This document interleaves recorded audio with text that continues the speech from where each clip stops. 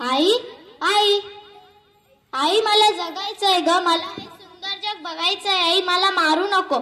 आई आई आई मी बोलतीये, तुझी परीस म्हणतेस ना तू मला, पण मी तुला आई कसं संबोधू? अगं उगीच कुणी कुणाला भेटलं नाही तर ते जन्मोजन्मीचे ऋणानुबंध असतात. आपलेच ऋणानुबंध आहे का ग आई, ज्याने आपण भेटलोही आणि दुरावतोही? असो, कालच बाबांचं आणि तुझं बोलणं मी चोरूनच पोटात ऐकलं ग. विशेषतः म्हणजे आजोबांची इच्छा नाही माझा जन्म व्हावा म्हणून. सांग ना गाई, बोल ना. बाबा बाबा तुम्हाला आवडतं ना लेक माझी लाडकी पाहायला? बाबाची पोरं लाडकीच असतात. बोला ना हो बाबा, सांगा ना. काल तुम्ही आईला का दवाखान्यात घेऊन गेला होता?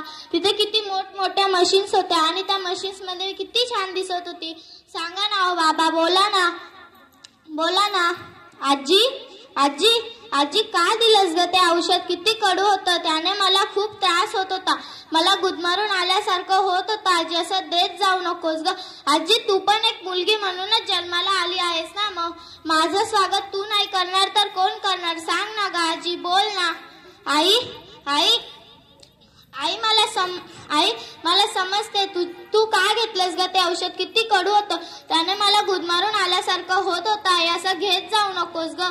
आई मला समजते तुझी कोंडी, तुझी गुदमर, परंतु मी मुळीचही त्रास देणार नाही. बाबाला जरा सुद्धा त्रास होऊ देणार नाही.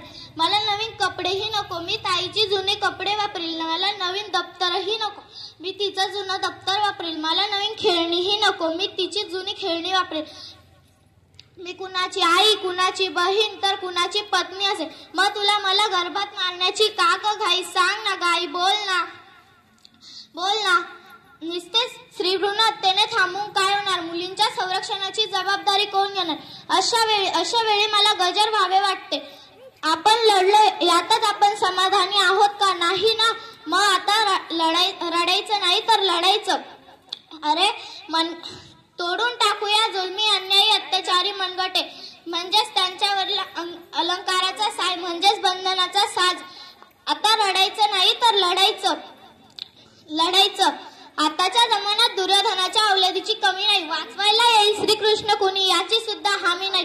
वाचवायला येईल श्रीकृष्ण कुणी याची सुद्धा हमी नाही. अरे बांगड्या घातल्या माणुसकीने, मदतीसाठी तू ओरडू नको. बांगड्या